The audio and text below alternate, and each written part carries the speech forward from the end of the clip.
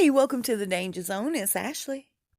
Everything in this video was found on a public domain. Look in the description box for the full disclaimer. Lots of love and many blessings your way. And thank you to everybody that has contributed in one way or the other to my channel. So by now, everybody's heard about Samantha Cohen leaving, but there's a reason, there's a backstory, and I think I'll share it with you real fast. Samantha has spent a total of 17 years with the royal family.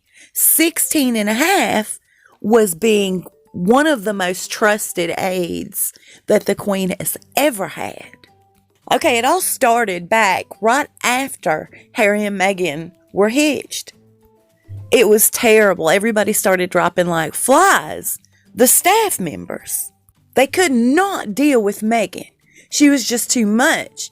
Claims everybody who has left. And from outside looking in, it seemed like Amy Pickerel was the one that got it the worst. It seemed like Meghan was taking total advantage of Amy in her position. Always trying to humiliate her, embarrass her, just treat her like garbage, basically. And of course, she wasn't sticking around. And it was right around that time Samantha decided she was leaving, and she just didn't want nothing to do with it anymore. And the Queen begged her, as it was told to me, please don't leave, we need you right now. And she bargained with the Queen. They say that she signed an additional 6 months with Meghan. Now, Meghan asked her to stay, but 6 months to the day came, and she hit the road. You guys, as it was told to me, Samantha has said that Meghan was the most difficult person she has ever had to work for.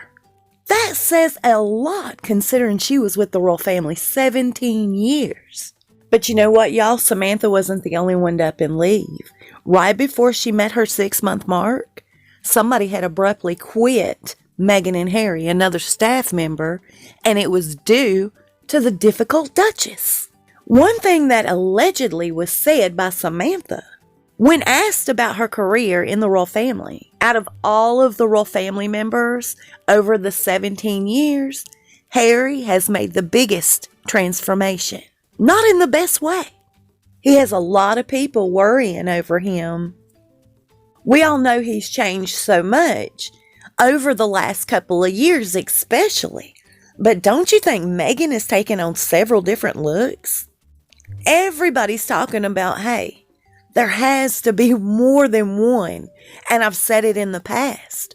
She doesn't look the same from one day to the next.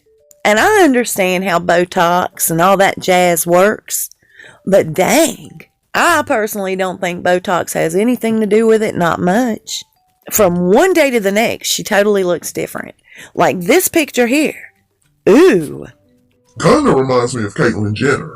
Let me share with you real fast what somebody, I'm going to call Pretzel, thank you Pretzel, shared with me.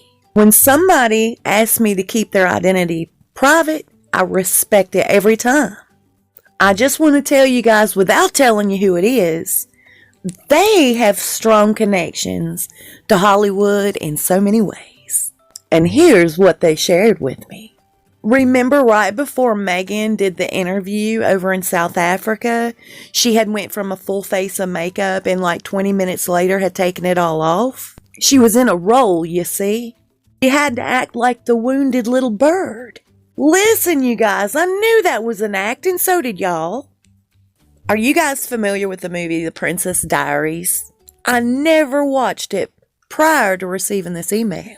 This particular source, Pretzel, told me that Meghan spent hours in front of a mirror rehearsing Sandra Oh's part as the vice principal, Gupta. And how Gupta made all these sad, compassionate faces. And they said Meghan spent hours rehearsing the same expressions. How gross is that? Did she know that she was going to take this part in the royal family before anybody else did? And remember, Harry said that she didn't know anything about the royal family. Yet here she is, a couple of years before meeting up with Harry, posing with this magazine that has Kate on the front. What would be the significance? What's the reason behind that? We'll talk more about that in the video to come. So we all know about the Christmas that they canceled out with the Queen. They said they're not going to Sandringham this year. They're not going to do the family thing. It's Archie's very first Christmas. They want to do their own thing this year. And folks who really love and admire the royal family, especially the Queen, people like Rod Stewart, are really chastising Meghan and Harry right now. They're saying, look, your granny is 93. It could be her last Christmas. Suck it up and be respectful. I'm going to tell you who does not feel that way. Oh, and it gets way worse. All sorts of royal insiders are leaking about the good mood that William and Kate have been in ever since Meghan and Harry decided, no, we're not going to Sandringham this year for Christmas. Even though he says it's going to feel a little strange without his brother, William is so relieved to be without that headache during this holiday season. And they say Camilla's so excited she can't help herself. Even though there's other struggles and stressors going on in the royal family right now, they said for the most part, they're over the moon, relieved, and pretty much at peace no matter what's going on in the background. And they're just assuming it's due to the fact that Harry and Meghan won't be taking part in it. Now it seems like these eco-warriors are right at it again. Another round of do as we say, not as we do. Meghan stuck her head out of her shell long enough to say, hey fans, reflect on the lonely, hungry, and homeless during this festive holiday season. I'm certainly going to take her advice and reflect on them lonely, homeless, and hungry people during this festive holiday season. And you know the ones I'm reflecting on, don't you? Those same lonely, hungry, and homeless people that she threw a fit and cried to have shuttled away from the street right out in front of Windsor Castle. She didn't want all of her wedding dreams to be smashed or tainted by a bunch of homeless people. It would have ruined everything for her. Now, instead of offering them, I don't know, some soup or a fresh blanket, and then take them to a nice shelter that could possibly set them up. Instead, she had the royal family use taxpayer money by the millions to employ extra security because homeless people scare her. They were then treated like pure criminals by the police officers that were paid for with taxpayer money for her special day, shuttling them just streets over and dropping them off. But let's think about the lonely, the hungry, the homeless this festive season. So let's talk about the lonely Meghan and Harry. How about her dad? Exactly what in the world could her dad have done so wrong that she kicks him to the curb indefinitely? We've busted her and lie on top of lie, saying he never went to any of her marriages. Yes, he did. He proved it with pictures.